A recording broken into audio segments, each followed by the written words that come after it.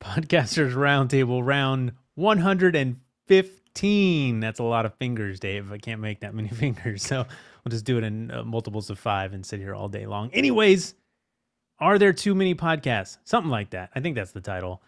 That is the sort of, I think, is the gist of one of the articles we're going to talk about. But let's meet the roundtable. We have a lot of articles, news, all kinds of good stuff.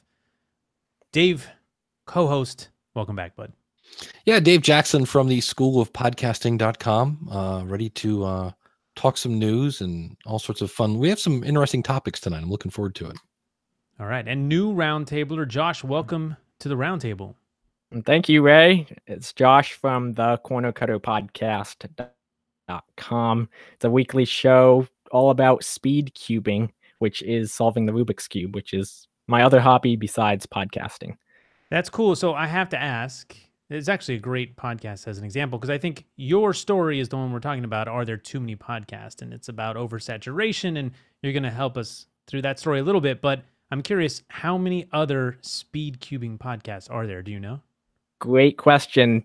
Earlier this year, maybe February or March, I was the only speed cubing podcast in Apple Podcasts. But since then, 2 or 3 others have popped up. But they're not very consistent. Close to it? Is speed cubing different than just like Rubik's Cube? You know what I mean? Like, I don't even know what it is exactly. Well, speed cubing is more competitive than just, I mean, it's all about the Rubik's Cube, my show, and all the other shows, but there's competitions and stuff like that. So it's really, there isn't any branches in this niche. Dave, are you just surprised that there is a podcast about the Rubik's Cube, something that that's ours? Like when we were kids, it's still around. Like Josh is way too young to have been around for the inception. But I remember that coming out and being completely frustrated and switching the stickers. Well, I love the fact, that's the whole thing. It's like, I love the fact that there are people solving it in record time. And I'm like going, I'm still working on solve number 1. Yeah, no, I just broke apart the square and just re-put the parts back on. All right, now I can put it back together. Look, I'm a genius. Wait, I have to ask, Josh. So then what is your record? Yeah. Personal PB at home is 8.99. I'm going to assume that's amazing. It sounds amazing to me. Wait, what? No. Yes. You're going from a guy who can't solve average about 13 or 14 seconds. Because at first I thought maybe it's hours. I'm like, hours. Maybe minute. Dave, it's hours for us. It's seconds for Josh. Yeah, I should have probably clarified that. Wow. There's a big divide. That's amazing. Well, that's cool. Hey, well, let's lead us into this first story. What's going on here? This is where I got the title from. It says, what is the, let's see, what's the title? This is, even my grandma has a podcast now. So he's talking about if the podcasting market is oversaturated. So a few of the things he said is, how do we keep up as a listener with so many podcasts? He's subscribed to 30 podcasts and he listens to them on a weekly basis. I would say I'm the same. I'm subscribed to about 30. But if there's so many podcasts, how do you keep up as a listener? Isn't the pool just overflowing at this point? And he hears from people almost every day that he knows that they're starting podcasts. So it's just exploding. So the question is, why is everyone working on a podcast? For some, it's just for fun, but lots of businesses are taking this as well. So, and then his final question is it worth a podcast is it worth starting a podcast right now? I would say some niches or niches aren't being filled. Sure. Like the speed cubing one we were just talking about a minute ago. I think this guy. This guy just has too many interests. For both. He has too many interests. Like, I mean, here's the thing: when I started listening to podcasts, and I'm sure most people are the same, I had probably like 70 podcasts in my podcatcher. I certainly didn't listen to that, but as you discover podcasts, you start going through and just typing stuff in. Or iTunes used to be great about if you're listening to this, so the other people are listening to this, and I would just subscribe, and then you weed it out by listening. You're like, oh, well, I really listen to this, and then you find the ones you really like. But Dave, how many now? That number for me, I would say in my app right now, there's probably maybe like 12 to 15. That's just your phone, Dave. That's just your phone. I have 102 episodes waiting for me to listen. Right. But how many podcasts do you subscribe to? I would 1, 2, 3, over 40. So, and half of those are about podcasting. I mean, it just goes on. And then I have some marketing stuff. I have some music stuff. I have some church stuff. Well, you have a lot of interest. So there's a lot of opportunity for you to listen to a lot of podcasts. But are there too many podcasts? Do you feel like there are too many? I don't even know what that means, really. Like, well, for me, the thing that I see working at Libsyn is I have people that will email me and they're like, look, I do a show. I remember one guy, he was doing a faith kind of show and he called it The Disciple. And I was like, when you type in Disciple into iTunes, you're going to get a list of 8 million podcasts because everybody is like, the whatever Green Tree Hills Baptist Church for disciples. And I'm like, you've got a keyword there that everybody's trying to get on, or golf podcasts, real estate podcasts, because everybody puts real estate in the name. So when people go to iTunes or Apple Podcasts and they type in real estate, it comes up. My favorite is we just did right before we hit record. There are 8 shows with the title Outside the Box, which means those people are not thinking outside the box when it comes to their name. So it sounds like 2 issues here. It sounds like you've brought up the second issue. I think the first issue that this guy's writing about is that as a consumer, there's too much choice, which is, I don't know if that's a problem. I wouldn't say it's a problem. But the second thing you're bringing up, which is actually more relevant to this audience as podcast producers, is that there is so much, even in a lot of the different niches, that you are going to have a hard time sort of showing up, right? When people are searching, and you need to be a little bit more creative about how you surface your show. But there's news on that too, as well, which is interesting as far as Apple's concerned. We'll talk about that. But so Dave, as a listener, do you feel, I mean, you always hear about discovery and that I can't find what I want that's relevant to me. I mean, where's the breakdown here? See, I don't think that's a problem. I mean, let's go back to the days of Ray, the produce picker. If I go into Ray's grocery store and he's got a whole bunch of cantaloupes there, there's 50 of them, but I only need one. Okay, so I go to Ray and he thumps one for me and goes, here's a good one. Hands it to me. Dave. It's just, okay. All right. Just kidding. But I mean, I've got what I want. There's 49 left for other people. Is that too many? Because I'm fine. I got my cantaloupe. I'm good. Your impulse control to buy 48 cantaloupes, right, you're okay with that. Yeah. I don't know. I mean, I get it. There's a lot of stuff out there. And again, once you discover how cool podcasts are, you just start clicking on others to subscribe to. And there's only so much time in a day. Yeah. But I think we are far from oversaturated. I mean, look at the number of blogs. This is a stat that gets thrown out all the time, right? The number of blogs is in the millions, whereas podcasts are in the hundreds of thousands, unless you're Google and then you tell us it's 2 million. That's not accurate. Sorry, Google. But I don't know. What do you think, coming from Libsyn, where do you think the number hovers around active podcasts? Not, I mean, you know what? I guess in this case, it doesn't matter if it's active or not. It's just available in the directory. So where do you think that is? Just available podcasts. How many podcasts do you think Apple has in their directory? Since I would say it because they quoted 550, so I would say at least 300. Right, that's active though. I mean, you're saying active. I mean, at this point, it's just about choice. I mean, the end user only sees how many are there, so it could be like 500,000, but we're still like a quarter of what.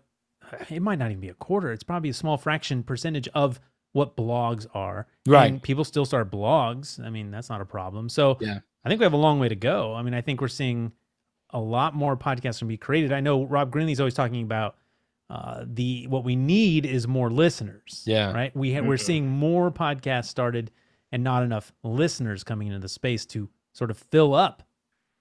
Yeah. I just had to look that up today. Let me jump in here. I'll let you go in a second here, Josh, but I just reviewed the Edison research and weekly listeners are still at 17%.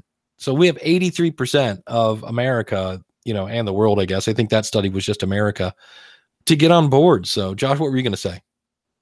I just like Ray, what you were saying a little bit earlier, niches aren't being filled in or certain podcasts on filling certain niches, like podcasts about podcasting or business, or you mentioned real estate. There's tons of podcasts coming out all the time about those, and it's just oversaturated. But niches like speed cubing or other small hobbies, or maybe new things that come out, new technology or stuff like that, really doesn't have that many podcasts in it. And then a lot of my favorite shows aren't coming from, you're breaking up a lot, but a lot of my favorite shows aren't coming from large networks or people that are podcasting for their business. It's small podcasters like Emily Pro Cop, or I listen to quite a other few shows that, and those tend to be some of my favorite podcasts. Well, Hey, Ray, Josh, you made a hold on. Josh, drop your bandwidth a little bit. It's just it's your side. Okay.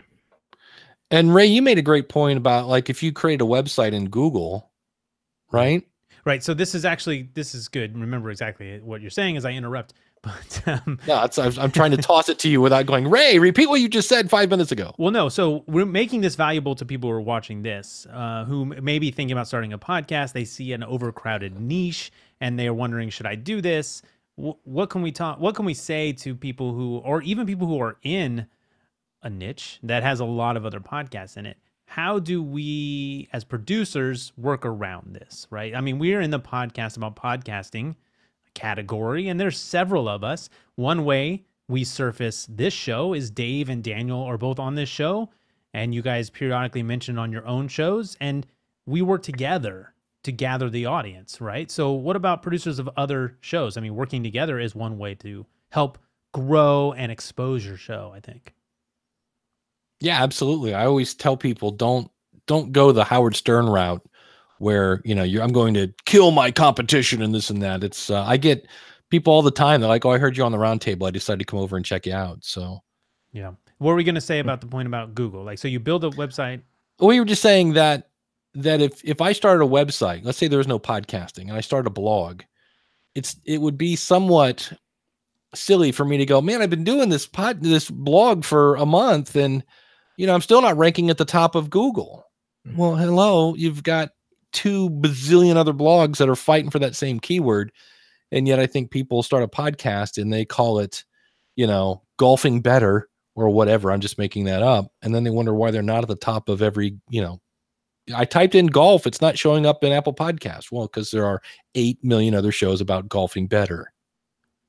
So what's the way to surface yourself? You're new. You're going to start a Disney podcast. There are a lot. Right. What approach do you take? For me, number one, make sure on your website, your subscribe buttons are there with directions on what to do with them. And then it's a matter of going out to where your audience is. Yes, you can, you hope people find you on Apple Podcasts and in these other places, but that's just very likely not going to happen because there's so many different Disney podcasts. So I always say, don't rely on that, make it easy to go to your website. And then hopefully as you meet your audience and they find you and they start telling their friends, well, that will slowly over time, get you up the charts to maybe hopefully you're showing up. Because I think if I remember right, Apple shows I don't know if it's the top or what it shows, but it shows 300 in the search results.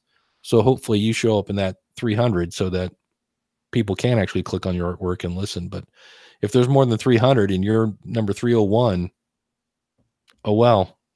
And I mean, yeah. So I would say if you're not an authority in a certain niche or a certain area, like maybe you have a large following on social media or you have a blog on, let's say, a Disney shows, then it might make sense to start a podcast in that area. But if you're just starting in your basement with no following or anything like that, then I would probably advise not to start a podcast in that area.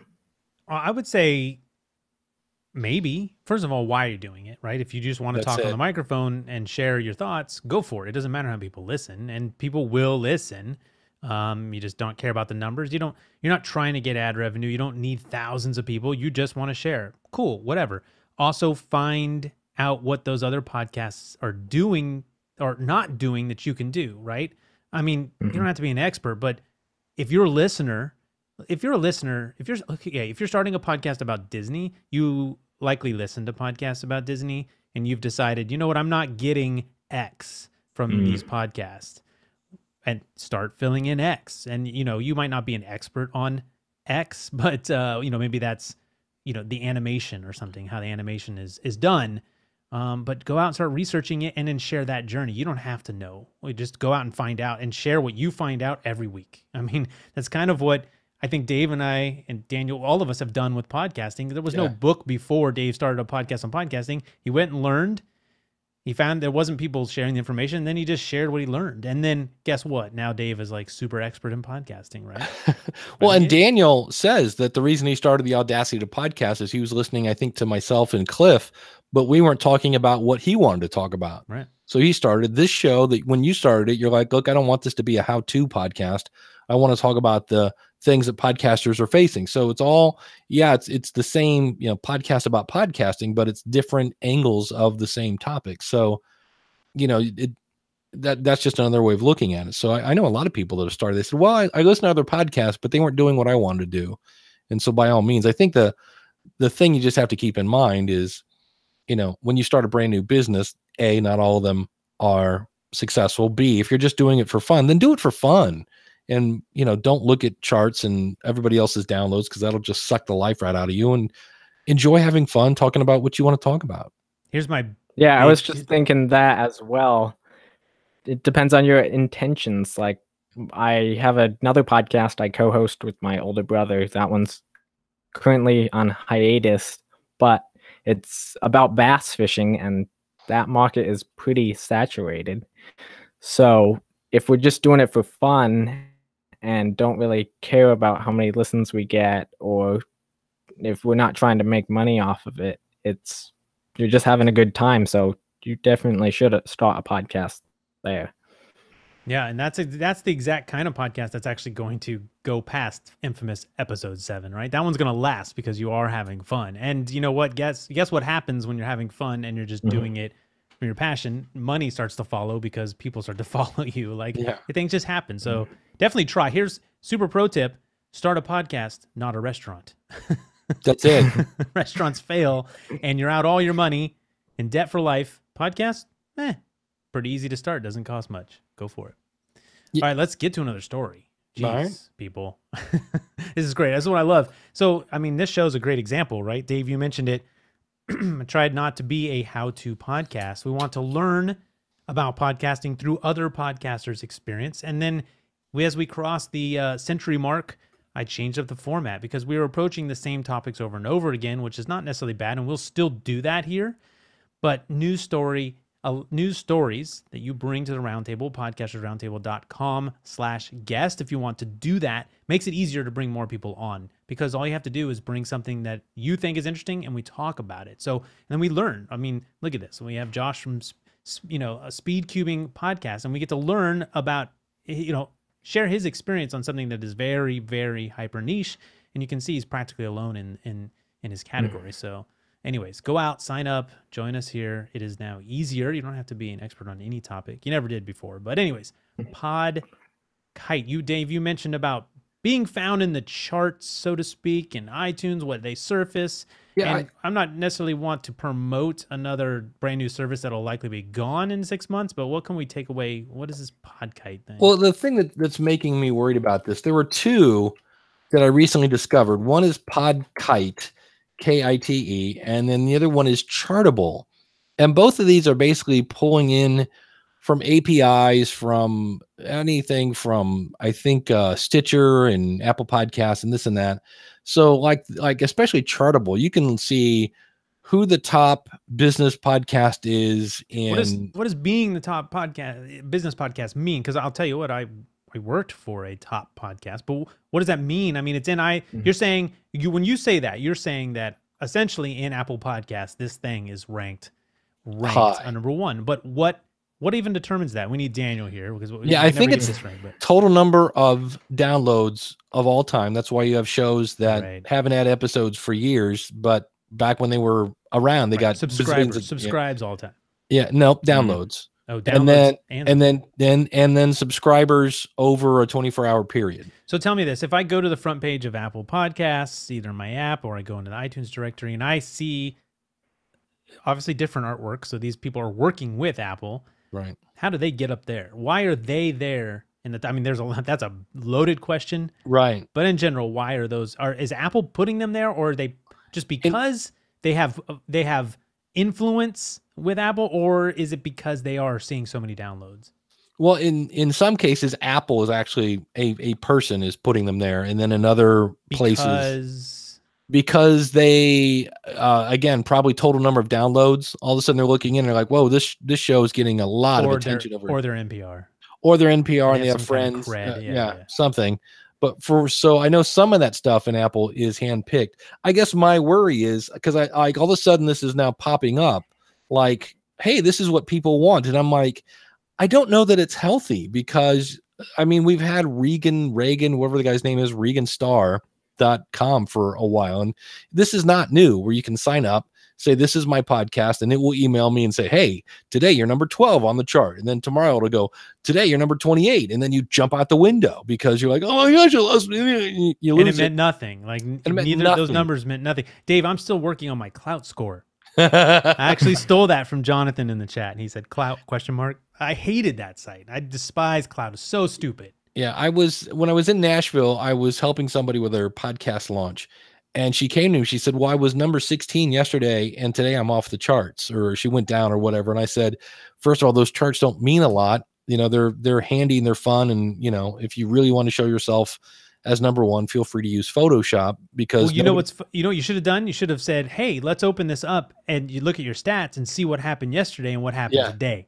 Yeah. No difference. Yeah. Probably. No, I mean, when Libsyn had a show called Thanks Podcasting, and it wasn't at the top of the charts. It was like when you logged into iTunes, it was right This was there. A Libsyn show? This is a Libsyn show. What? Yeah. I did not know that. I liked it before when it was called Because of My Podcast, but I didn't say that out loud. Anyway, so so they had this, and it was on the front page of Apple Podcasts. And according to Elsie, they got maybe a couple hundred downloads a week. So it wasn't the 10,000 downloads, which you would think you would get. So yeah, I mean, that's the only that's the only reason people are concerned or care is they think it's going to change the game for their podcast, right? Yeah. So when I see these come out, I just go, is this a good thing? Because to me, it's like a laser pointer to a cat. You know what I mean? If you get too many laser pointers, that cat's just going to lose its mind completely. So I'm worried about people just getting obsessed on this because contrary to popular belief, looking at your stats does not make them grow, and looking at charts doesn't make you go up them. And instead look at your audience and connect with your audience, because if you can connect with your audience, then they will tell their friends, they will subscribe, and that will then make you go up the charts. So I just see them and I was like, oh, I don't know why people keep making these tools, but I'm not anti them. It's kind of fun to I think I was number 18 for podcasting or something like that. And I was like, ooh, I would love to know what's number 1. It's probably some sort of like how this is made or something. As a producer, like if you want to check, you can check, but seriously, don't freak out about it. Don't obsess about it. Right. Especially since it's Apple and how Apple ranks them. It's not necessarily. I think it's a mix, though. I do think it's a mix, right, Dave? Oh, with this one, it's a mix between Apple and Google. I Stitcher, know. I think Podcast has a mix. Which then tells you what, like your number whatever amongst some type of average. I mean, then it gets really weird. Anyways, let's not. Our suggestion to producers is to not spend too much time on this, so we'll cut out of it as well. Yeah, yes. There's Chartable has Stitcher and Podcast Addict, Breaker. That's some app I've never even opened yet. Pocket Casts, and then you get into Apple Podcasts from every country. The list goes on forever, and I'm just like, oh, people are just gonna. It's to me that just instead of Chartable.com, it should be rabbithole.com because. So yeah, I'm trying to pull. I'm gonna yank us out of that hole, Dave. I'm gonna get you. I'm saving you. I'm pulling you out. All right, buddy. Looking at your stats. Hey, this Alexa briefing. So this was Tina's story. She couldn't join us. She will be on another roundtable. But Alexa flash briefings, shorter content is king. And the title of the article is "What the heck is an Alexa flash briefing?" I already talked about. It's funny how much time we spend talking about smart speakers lately, and there's just nothing as far as podcasts being consumed on them. But whatever, that's just an opinion. But look at the first line here, at least of this part. Shorter content is king. If you've ever wanted to start your own podcast, but the idea of producing an hour-long show every week seemed like too much work, there's a reason for that. Say hello to the 1 to 2 minute podcast. Yep. Daily tips, quick bites. So what is this about, Dave? Well, the thing people need to realize, there are two types of things you can get in an Amazon Alexa. One is the flash briefing, which should be 10 minutes or less. I didn't realize it could even be that long. And it can only have one episode in your feed. So this usually means you end up creating some sort of separate plan. There are different companies that'll do this for you, where so that's an Amazon flash briefing. The idea is that you then go into your Alexa app and say, okay, play Jon Stewart, look at me, play The Daily Show, then play the Alexa tip, and then play the 2-minute tip from Ray Ortega, and then play the weather, or whatever it is. So basically the idea is you get up, you say hello to what's her name in the tube, and then you can say what's new. That's the trigger for it. And she'll start spouting your daily briefings. That's the fun thing. What people are doing improperly is they're submitting, because it's not hard to build one. People are submitting their podcast feed. Well, that has many more than one episodes in it, and they're definitely not 10 minutes or less. So what happens then is, if I come across your podcast and I go, wait, this isn't a quick little tip, and I go, hey, what's her name? Skip. It's going to go to your next episode, and I'm going to go skip again and skip again. And so the next thing I'm going to do is go to my app for what's her name and take you out of my flash briefing, because you don't know what a flash briefing is. What you want to do is a skill, an Amazon skill, which again is not super hard to make. It's kind of like an app in Apple world. The jargon is killing me. Yeah, so you can actually, if you have a woman in the tube, just ask her to enable the School of Podcasting, and you can see the Alexa app, which I'm with you right now. I'm getting a very, very, very small percentage of people listening to the School of Podcasting. I'm going to get so much trouble for saying that name. Yeah, I know. A whole blog came out, and I.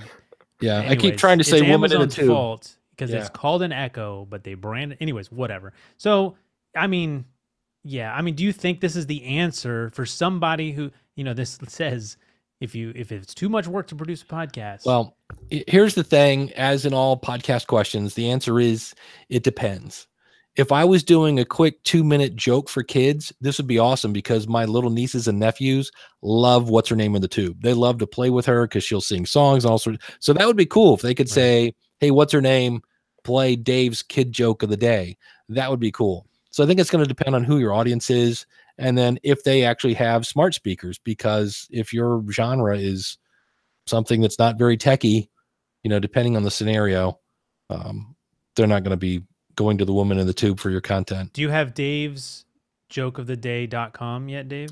Because I know you're going to start that show. Not yet. I did have I think it was called the podcast flash briefing or something like, or flash podcast news flash. Was my daily briefing. I tried one, and I sent it purposely to what's her name, and then I put it out on Twitter, and 10 to 1. I got more plays on Twitter than I did. I purposely kept it out of Apple. I just wanted to see, is anybody listening in the tube? And the answer was no. But again, it can be. It was about podcasting. It's kind of, after looking at how many flash briefings there actually are, and it's kind of tempting to start a daily show, because there are only 3,000 to 4,000 flash briefings. But on the other hand, how many people are actually listening to those? I mean, it's way easier to access podcasts, I would say. Get there. The best thing you could have done in podcasting 12, 14 years ago was start a podcast, because there wasn't a lot of people there making them. There wasn't a lot of people there listening to them. And those shows, became sort of the biggest podcasts of all time. I mean, because it was easy to find you. If you were interested in checking out what this thing called podcast was, there was a few options for you, and it was much easier. So, hey, there's no one there now. if you think people are going to show up to smart speakers, hey, start one. Go crazy. The other thing to keep in mind, though, we keep saying the word daily, to do a daily short podcast. Yeah. And that's still one of those things. Oh, yeah, it's only 2 minutes. Okay, well, it's going to take you 10 to make your 2-minute podcast, probably. At least you could carve out like a week of your time, like Yeah. a regular, and then like produce an hour. I mean, if they are jokes of the day, that's not time sensitive. Like you could produce all your shows for, 6 months within, hours of time maybe. But yeah, I was trying to do one on news, and it doesn't work well if you're doing a news podcast that you want to batch. No. Because, hey, on Friday, here's the news we're talking about on Monday. It's like, it just doesn't work. Yeah. Hey, Dave, what is this Anchor TOS? This has been highly controversial lately. I've actually just stayed the heck away from this toxic subject. Well, I always thought this was interesting, is that in Facebook, somebody come in and say, Anchor's great, blah, blah, blah. And then somebody will go, hey, have you read their terms? And there was one guy whose name, he shall remain nameless, kept saying their terms aren't any worse than Facebook. Now, to me, that's kind of like saying, hey, you know what? Dish soap is just as poisonous as Tide, those little Tide packets. So feel free to drink this dish soap. It's just as poisonous. I'm like, so the way you're telling me it's good is to say it's just as bad as this other thing. And I'm like, that is a really argument for me. And so I was like, all right, let's go look at it. And there's 2 words, especially one, in Anchor's terms of service.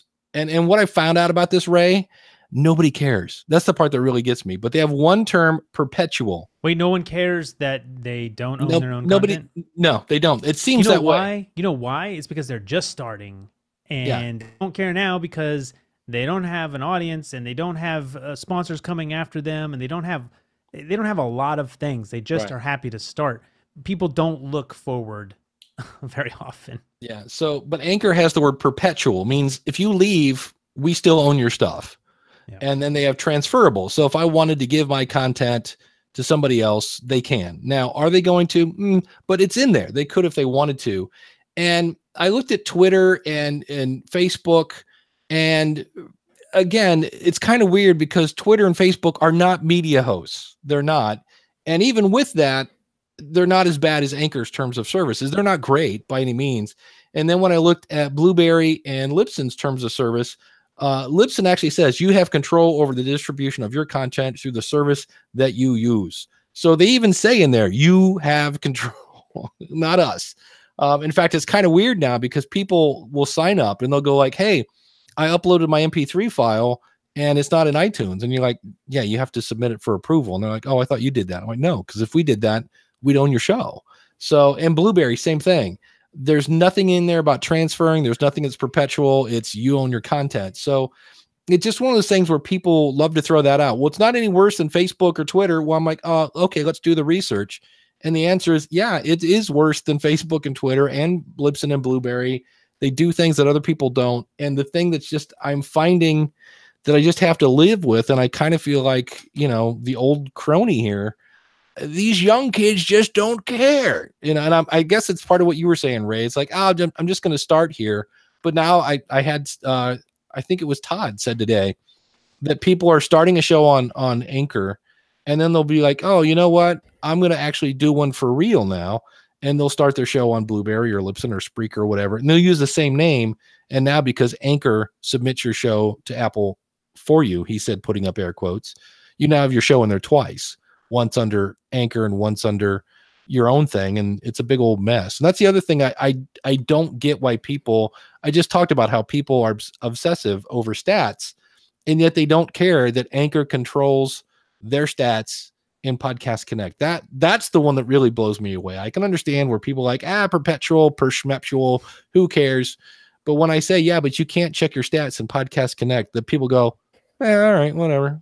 I can always work around it or whatever. So yeah, and for me, fine. If you're aware of it and don't care, then that's on you. That's fine. And I think, like you said, I mean, one good thing if it gets people started, and then a certain segment of people say, "Ooh, I really do want to keep doing this, and I understand now that I would like control over the stuff that I create, or I would like ownership," then they move on. They progress to a more robust service that puts it more into their hands. So, I mean, that's fine. I mean, if you know and don't care.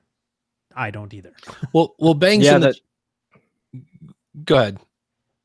The two speed cubing podcasts that recently started, they both are hosted on Anchor. So it's like, Which is funny because But you said speed cubing podcasts don't. bandwidth.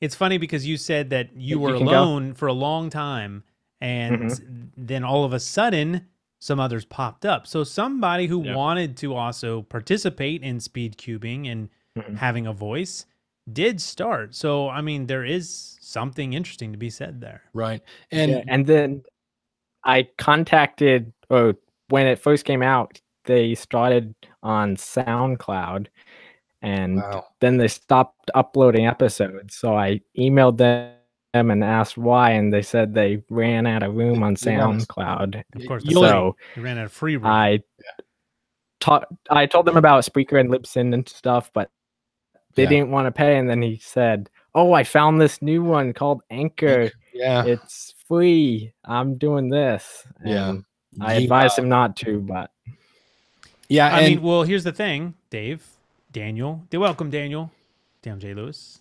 Thank you. All right, sounds good. Hey, let me toss this to you, Daniel. If free is the only way, if it is the only way that you actually get your content out there, is it bad? No, I think that when we all start out, we're looking for how to do things for free. Hey, I'm the guy who, as a bachelor, I walked around to my female coworkers asking this super awkward question: do you have any pantyhose that for some reason you can't use anymore that I can use to make my own pop filter? Because I was, got the wire hanger. Worst come online ever.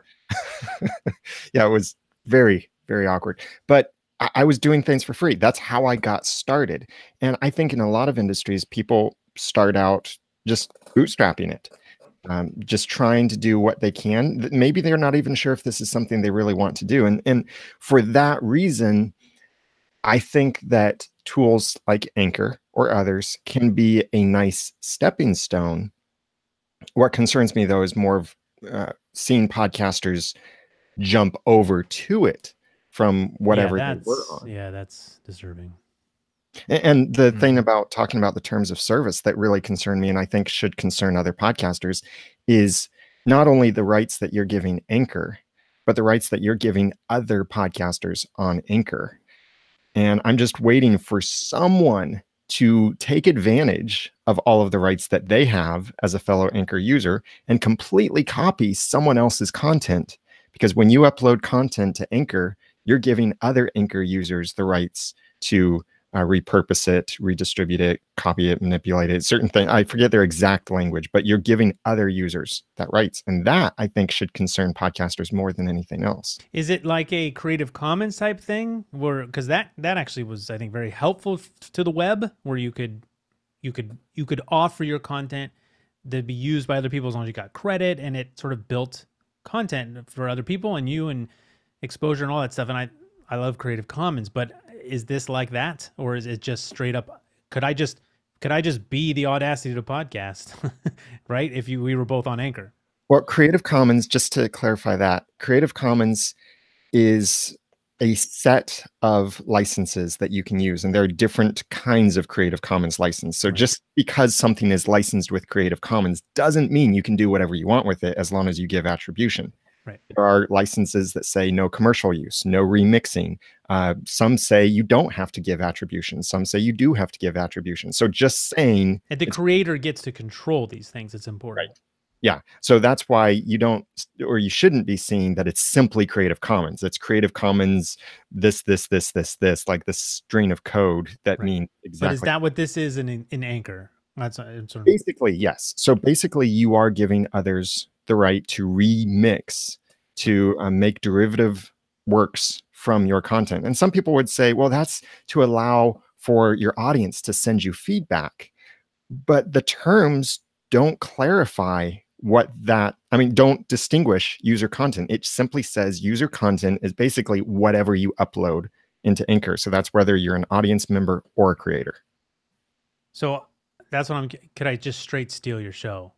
Or does it have to be like a fair use type thing where I'm using a piece of it in the context of my own show. That's the tricky thing, is that the terms of service that you are agreeing to when you upload content to Anchor, you are basically allowing any other Anchor user to steal your show.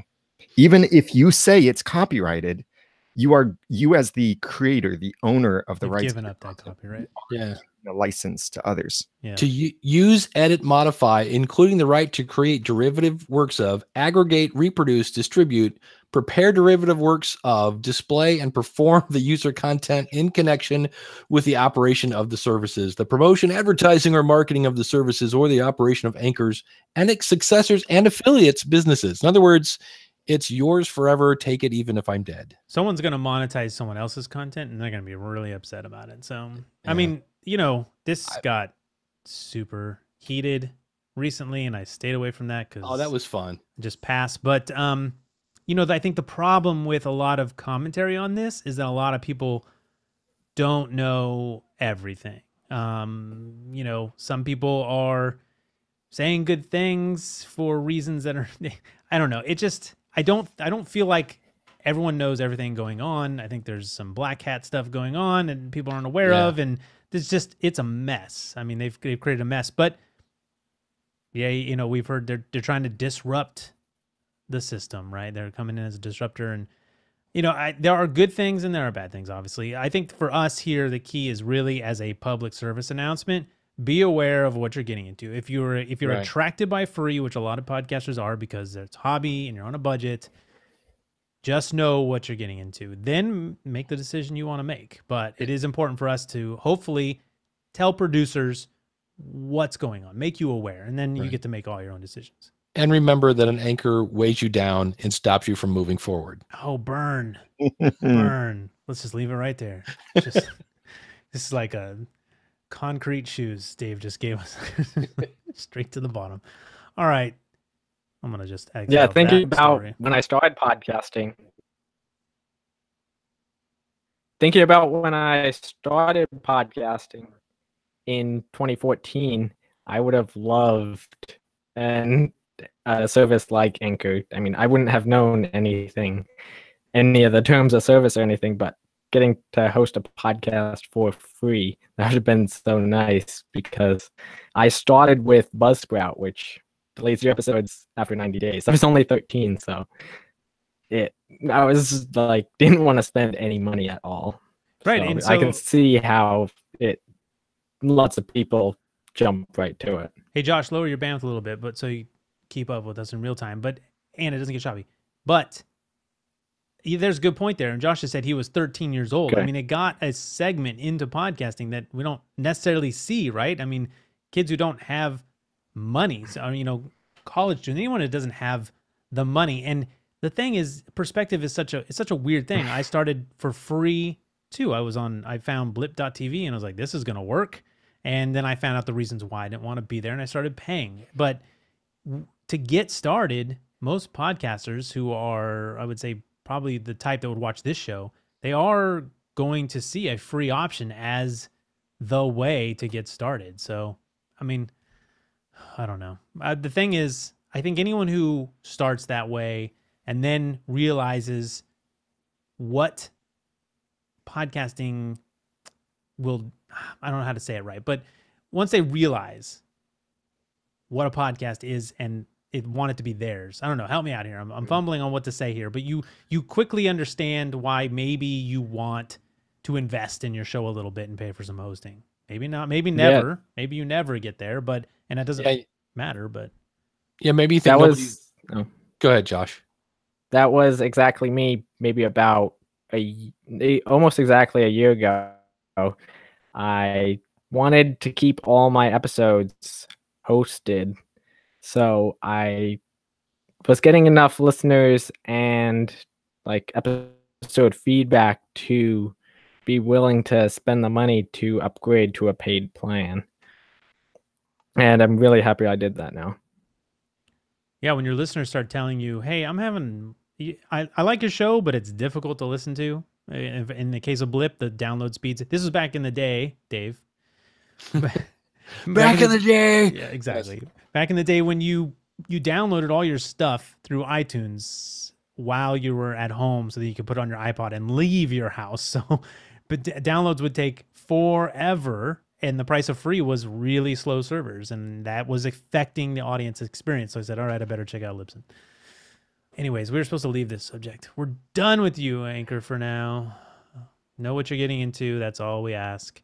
All right. Oh, are we promoting them too much? No, not at all. Is this helping? I think I had somebody ask, are we beating them up too much? And I said, there are other media hosts out there besides Libsyn and Blueberry Spreaker. There's a ton. But they're not doing shabby tricks. They're not controlling people's stats in Apple. They're not, So I don't think think about what is Anchor in it for? Does it seem like they're in it for the podcaster? I mean, like, I'm going to give you, if I see issues, they should be brought up. And, the Anchor CEO seems to be responding to those. That's fantastic, right? So, but do those terms of service feel like they're in business for the content creator? No. Doesn't feel like it, but we've pointed out good things that, if free gets people who wouldn't have started, cool. And then maybe you jump off from there. But yeah, dude, if you're doing stuff that seems sketch, it should be called out and addressed. And if you respond to that, and then we update and we just go along, it's a conversation. I don't think they're being given too much of a hard time. I mean, obviously it depends on where you're coming from. Some people, may approach that topic very differently. And like I said, it's gotten very heated debate, but they are a venture capital backed company. This is the third iteration of what Anchor is. Anchor used to be my favorite app that I didn't use. I really loved what Anchor was when it first started. I think I can get Dave to laugh every time I say that. That's fantastic. I'm just going to keep recycling that joke. But seriously, I've loved what they used to be, and I don't need them, what they are now. I'm already podcasting. So, yeah, I mean, they need to make money for their investors. So consider that. So yeah, I mean, if you come into podcasting and we're going to hold your feet to the fire and then just prove us wrong. Like, that's how podcasting is hard. So, don't get hurt. Just do the right thing. All right. Anyways, we can't get ourselves away. Any highly controversial topics are going to be, people are going to want to talk about a lot. But let's see here. I'm going to X out this story. I'll save that for Tina because she actually wrote that. So that's cool. We'll save that one.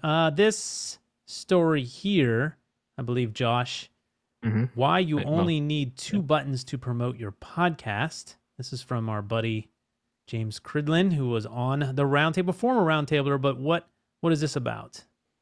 So I guess I'll share what's in the article first. It says, in short, always link to your website and never anywhere else. 2, give visitors a big play button so they can listen immediately, and then give only 2 buttons, one for Apple Podcasts and then one for Google Podcasts.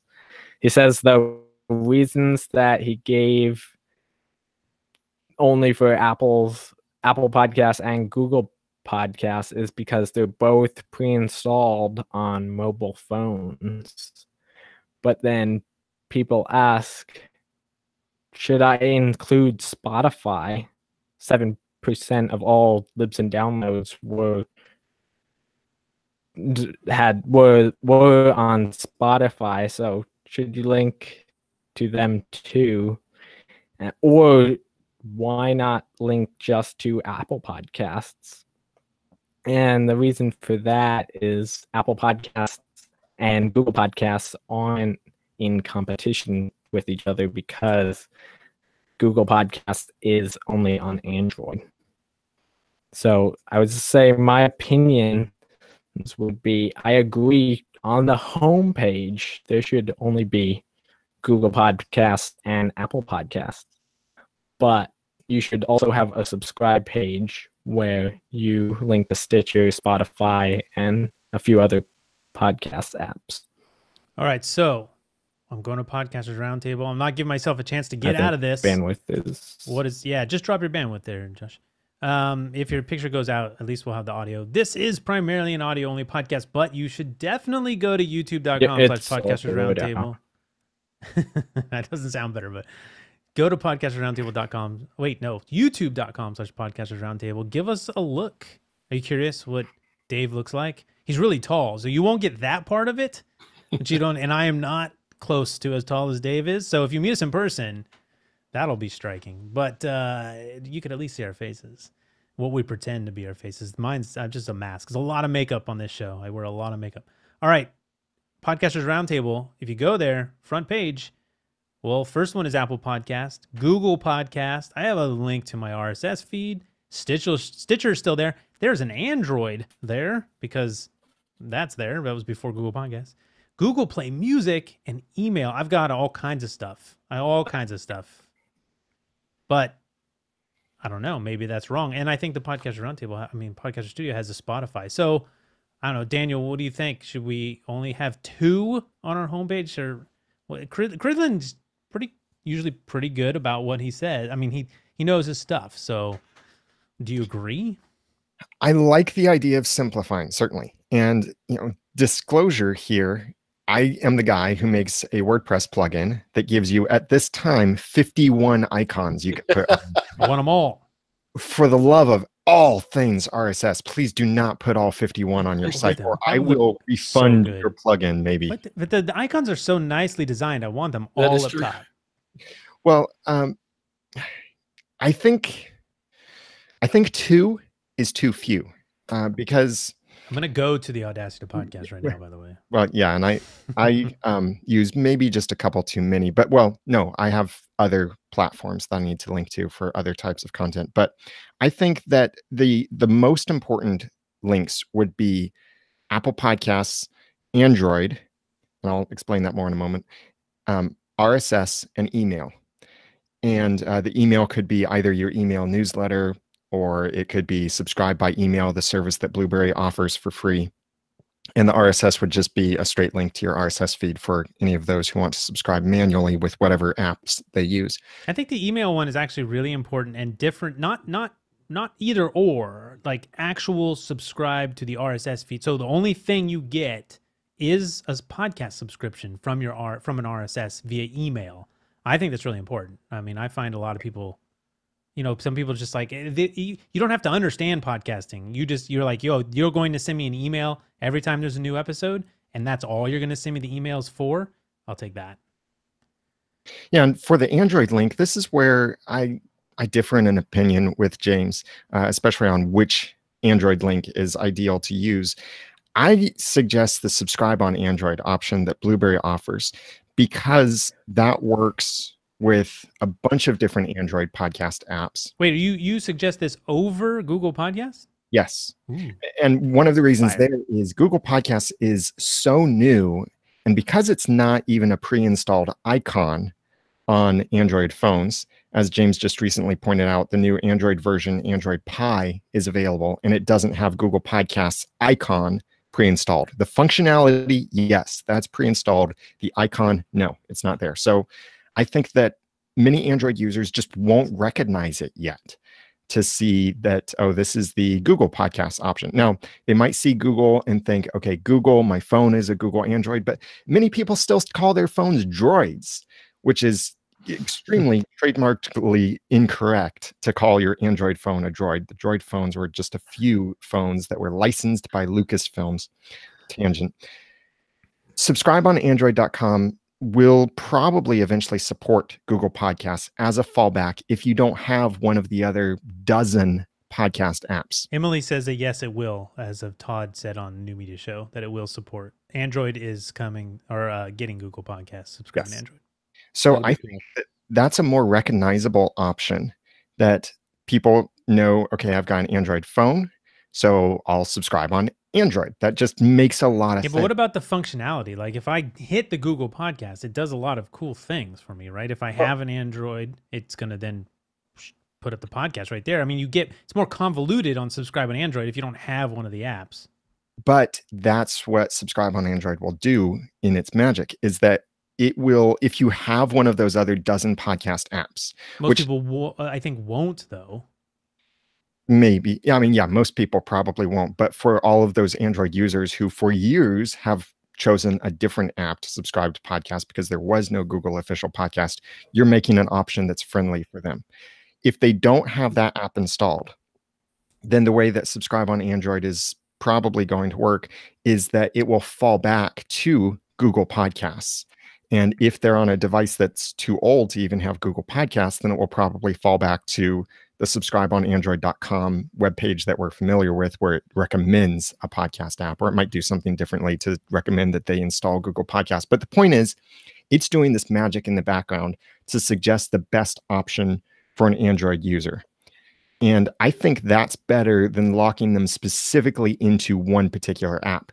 Now, compare that, though, to iOS, and we are basically saying lock them into one particular. Right.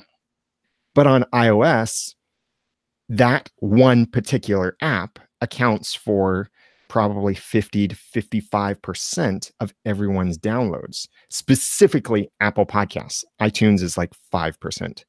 So that makes up the 60% number we hear.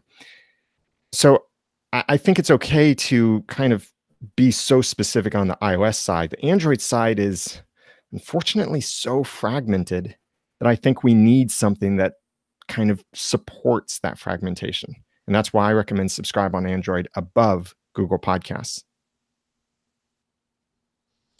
Yeah, I mean, and what about Spotify, you guys? You think that's a button that belongs now in the?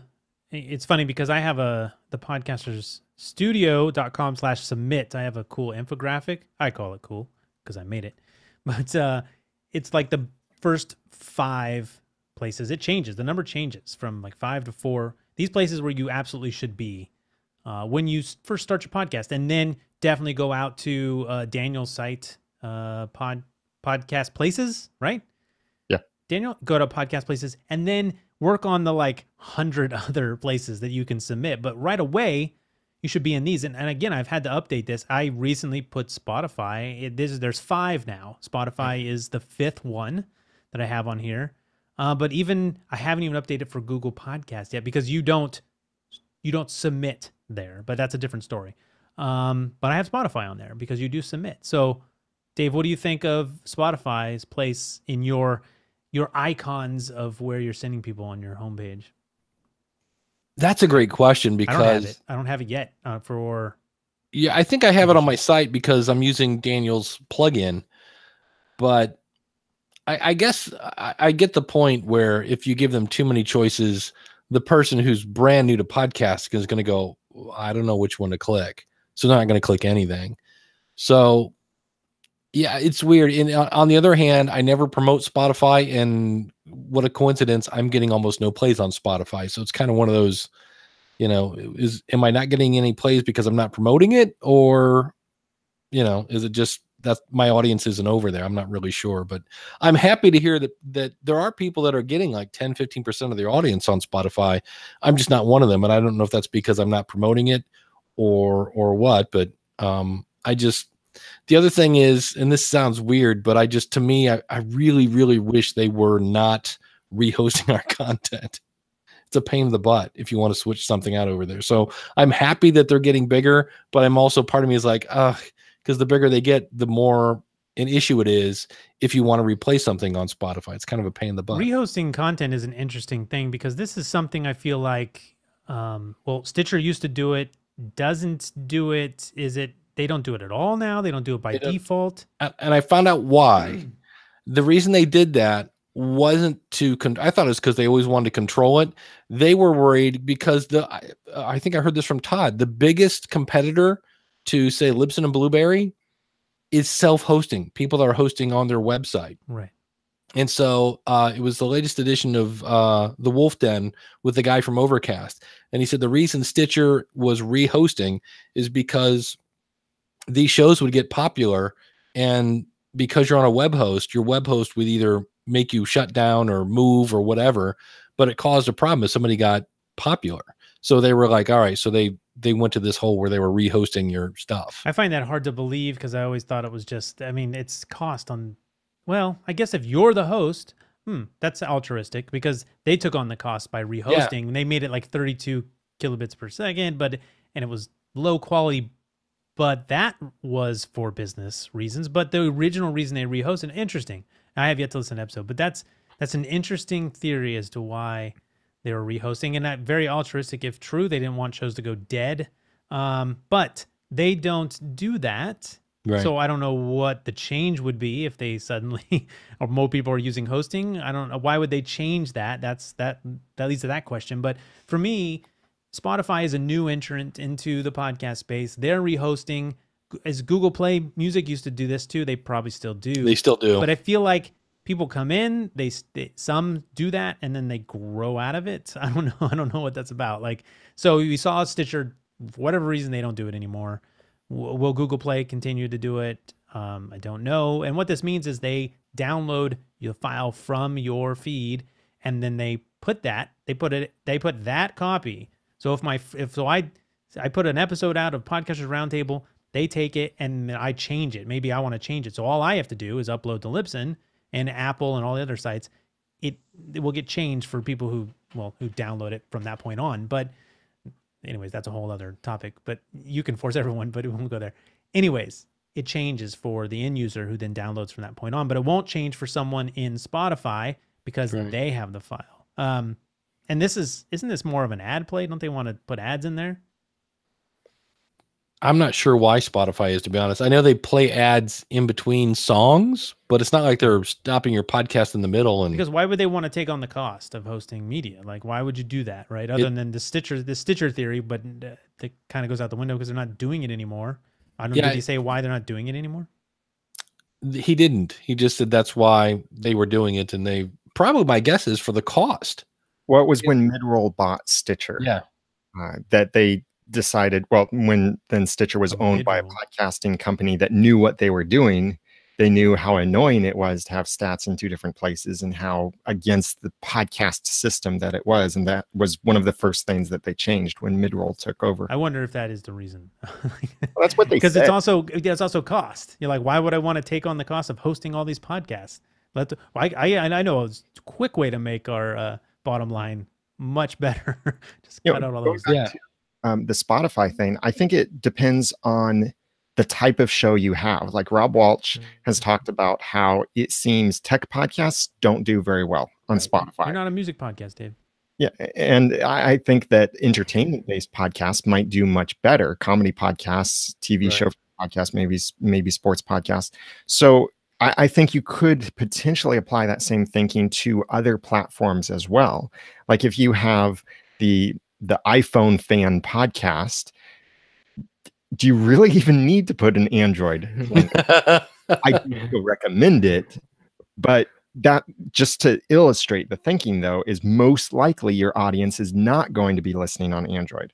And you can kind of make those assumptions in other things. Most likely, if you have a tech show, your audience is probably not going to be listening through Spotify. So it might not be important to promote your Spotify link.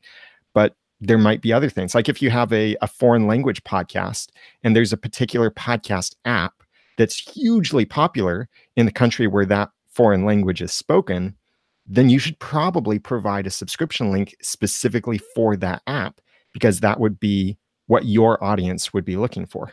I think if you read between the lines there too, Daniel makes an important point, because he said he's not saying don't be on the platform, but maybe not necessarily promoting the platform. You don't need to. Well, you're shouting into the void where people aren't. They're not there. So why are you spending all your time promoting this thing when your audience is over here? Promote that one, right? I mean, if you're going to, there are limited calls to action. Like when you oversaturate, as we talked about, give people too many options, sometimes it can be a barrier to getting involved. So it doesn't necessarily mean don't be on the directory. Be available, because we always talk about the one, or you don't know who's listening, and two people could be enough. I love Daniel's example all the time. If you have a show about selling airplanes or an ad, and you only need like one sale. You gave some example like that a long time ago. I heard it and it always stuck with me because it's true. Like it depends, but be there, but maybe consider what the call to action is. And we've talked about call to actions a lot. About, do we talk about subscribe? Do we talk about going to the website? But you'll have to listen to back episodes for that. Emily in the chat said, I may have missed it, but did you talk about adding Spotify links to your Instagram stories? He said that was awesome. So that's interesting. That might be, it's an interesting I guess you can put your podcast link from Spotify into your Instagram stories and it would be hyperlink. I guess it would just open up the Spotify app. That might be one place where I might. I mean, if a platform is providing something cool like that, it'd certainly be fun to try. So Yeah. I'm going to actually play with that, I think, just to see what happens. But so I think, other platforms should step up and do cool things like that. And then maybe, yeah, I mean, Spotify is going to have a little bit of a run there where people are using that and other apps aren't there. So I just look forward to more people getting in the game there. Help us help you. Come on, that's what we're trying to do here. All right. Well, I think that is the bulk of the stories I had pulled up. And yeah, Dave, mine. Yeah, we're good. And we're at that hour mark. So unless there was something else you wanted to add or that we missed or you saw it in the chat, Dave, Daniel, you got something? Yeah, this isn't a documented story yet, but it is something that I think is worth talking about. Is Apple is cracking down on keyword stuffing in titles and author tags, and unfortunately, they're really cracking down. I don't know if it's just some hyperactive new employee that they got who's like, "This is my job to do." I think there was a posting on the job board recently too. So. And so what they seem to be doing is, even if you give your show a subtitle in the title of your podcast, like Once Podcast -- unofficial Once Upon a Time fan podcast, not keyword stuffing, not putting entrepreneurship and Zig Ziglar and Abraham Lincoln and stuff like that. This is something I think maybe all of us have promoted for a long time. It's a great idea. Like there are it goes to the oversaturation thing. There are too many podcasts available to everyone be the literal name of what the content is. And sometimes you just want a good name, but then it's you give that sort of subtitle to explain this is what you're going to get. Because, there's debate about whether, people don't search for new shit, whatever. If they see the title of my show, I want them to know what they're going to get. But it sounds like we can't do that anymore. Yeah, and that's really concerning me. I understand don't keyword stuff, and I've taught that for years. Don't just stuff it with keywords. And that's why we're here, right? It must be, right? People must be abusing this and Apple take it away. And that's, it's really discouraging because it means that unless Apple is going to fix this problem in other ways, and the problem really is, the reason why people do that is that currently Apple Podcasts and iTunes search only 4 fields: your title tags and author tags for the overall show, and your title tags and your author tags for each individual episode. Descriptions, show notes, tags, keywords, keyword fields or tag fields, categories, none of that is searched by Apple. So if you type into the search Daniel J. Lewis, it's only going to search those 4 areas. And so the reason why we've been recommending adding the subtitles is so that you can get a relevant keyword in there, especially if the title of your podcast isn't so obvious what you talk about, or you just need that extra clarity. And I think this is going to hurt a lot of podcasts because there are, a lot of TV show fan podcasts, for example. I used to do Once Upon a Time, a TV show fan podcast. The TV show is now off the air, so the podcast is over. But at one point, there were 15 active podcasts about that TV show. And many of these podcasts took different approaches. So that goes back to that conversation you're having earlier about, are there too many podcasts? But if you name one of those shows creatively, like one of them was named Storybrooke Herald. Well, to people who see that and are fans of the TV show, they understand the relevance, but no one would find that in a search. And you don't want to have to stuff into your episode titles that relevant keyword, Once Upon a Time, the name of the TV show. So this is going to create a new problem that if Apple's going to say you can no longer put subtitles or like personal titles into these fields, they really need some other way that we can find the podcast, since descriptions aren't searched. Just change the name of your show in Apple Podcasts. Like, it's just, instead of a colon, just remove the colon. That's the name of my show. It's that big long sentence. Right. It'll be, I know there's a subtitle field, and it's not used anywhere. No, so it's kind of like, unless they're going to bring that back from the dead. But yeah, I had somebody at Libsyn that emailed us, and I forget the name of her show. It was whatever, the Golden Napkin with, you know, Jane Smith, and they tried to blame it on a GUID, and we went, no, the feed's actually absolutely normal. And then it turned out Rob got involved, I think, and it turned out that because she was saying with Jane Smith, they thought that she was like spamming by adding a name, and it's like, no, that's actually her name. That's the host. And so it was really weird that they yanked it, and I'm not sure exactly what the final outcome of it was, but I think she had to take that part and put it in the subtitle field. That's where I was like, well, maybe they're going to bring that field back. I don't know, but it's I'm with Daniel. Somebody over there's gotten a little, I don't know, they're taking their job a little too seriously. And I get it. There are some people that, like Daniel said, they're Abraham Lincoln and Zig Ziglar and everybody else, John Lee Dumas, you know, there's stuff in the names, but it's going to be interesting to watch. And it would be very nice if they would, I don't know, give us a warning shot before they start pulling people's shows. What point is it actually keyword stuffing? Because it's a good question. If you're just describing about your podcast, can you? To me, it's when it's like the School of Podcasting, inspired by Abraham Lincoln, John Lee Dumas, Pat Flynn, Joyce Meyer, you know, famous name. You know, that's when it's odd. But if it's like, I don't know, the School of Podcasting, how to plan, launch, and grow your podcast. Okay, that's not really, you know, although I could see people say, oh, you're trying to stuff in how to podcast and plan, you know. Yeah. So it's and that's where you're going to have somebody, if it's, how do you come up with a criteria of this is keyword stuffing and this is not? We're definitely in a PSA here because this is important for people to know before your show. If you have this, I have this for probably maybe this show. I think it's Podcasters Roundtable, podcasters discussing podcasts, something like that. So I have to go check. Mm-hmm. I'm tempted to leave it in. I just want to see what happens. But hey, returning Roundtabler wants to say hi. Hi. Excellent. Stats just went through the roof. Or video. Anyways, yeah, keep going. I think a general guideline could be if your tagline or subtitle that you're adding has more than 2 commas, or it's longer than a very short sentence, then it's probably too much. So like in Dave's case, that's a necessary sentence because those are stages that he talks about. But I would say in most cases, if you need to use a comma because you're listing multiple keywords, that might be too much. If it's something longer than you might see someone give themselves as a personal title on their business card, that might be too much. That's kind of the guideline I try to go by, is just a short sentence. Like if you had 2 seconds to tell someone what your podcast is about, that's what your tagline would be. Did you mention the author issue? Because this also applies to the author tag. So is it an issue for this show if myself, Daniel, and Dave we're all listed in the author tag?